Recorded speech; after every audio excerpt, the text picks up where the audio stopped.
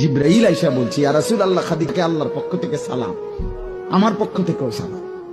ফাতেমা সেই বেটির মেয়ে, ফাতেমা সেই মেয়ে যার স্বামী সাইয়্যিদুনা আলী, রাসূলুল্লাহ কলিজার টুকরা।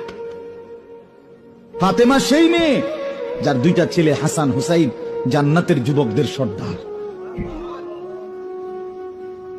ফাতেমা সেই মেয়ে যার দুলা ভাই সাইয়্যিদুনা ওসমান জিন্নুরাইন, নবীর আরেক কলিজার টুকরা। ফাতেমা সেই মেয়ে যার দুই নানা, সৎ নানাহারি দুই নানা সাইয়্যিদুনা আবু বকর ওমর। কারণ আবু বকর ওমরের দুইজনেরই মেয়ে রাসূলুল্লাহর স্ত্রী। তো যদিও ওই ওদের ঘরে উনি না, কিন্তু এরাও তো ওনার সৎ মা, কথা বুঝেন নাই?